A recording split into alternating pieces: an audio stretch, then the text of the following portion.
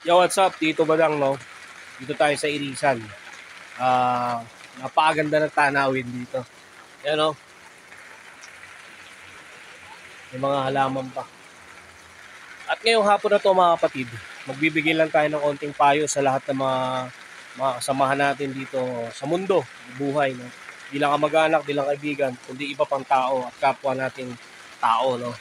Kaya dito bumisita lang ako sa mga kaibigan ko, no? Ang mapapayo ko lang ay sa lahat ng hindi pa nakakaramdam ng mga karamdaman o sakit at hindi pa kayo nauupos ay hinay-hinay lang po tayo sa mga kinakain natin. Hinay-hinay lang din tayo sa mga iniinom o ano pa mga pumapasok sa katawan at pag-ingatan natin ang ating katawan kasi minsan lang naman tayo mabuhay sa mundo. Gawin natin makasaysayan, gawin natin malusog lagi ang ating mga katawan. Huwag nating abusuhin, di ba? Kaya tingnan si Tito Badang, 40 plus na at nananatiling malakas, walang sakit sa awa ng Panginoon.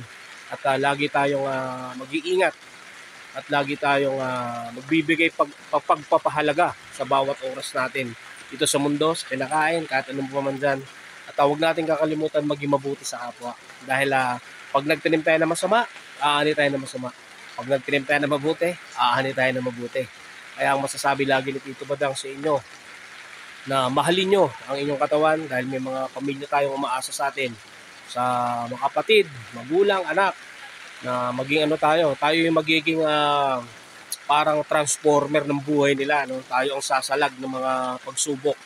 Pero ang mga transformer at mga robot na nagagawa sa panahon ngayon ay nag-overheat din. Tao pa kaya ingatan natin ang ating mga katawan. Bigyan natin ng pagmamahal at wag nating isipin lang na kala minsan natin hindi na tayo magkakasakit, hindi na tayo dadanas sa mga problema, di ba? Kaya ang sabi lagi ni Tito Badang ay ingatan ang ating mga kalusugan. Paalala to ni Tito Badang, wala naman akong pinapatamaan o ano man, kasi lahat tayo magkakasakit. Pero syempre, pag bata ka pa, kapag nagkasakit ka, ay isang malaking katanungan na bata ka pa, nagkasakit ka na. But yung ibang matatanda, umabot ng 80, 90, buhay pa din at malakas at hindi dumadanas sa sakit. Ibig sabihin ay naalagaan nilang kanilang mga katawan. Kaya mga kapatid, ingat kayo lagi, no? Dahil marami pang umaasa sa atin. At ngayong hapon na to, diba, umuulan dito sa Baguio. Tignan nyo. Yan, mga halaman, oh. Ganda, oh.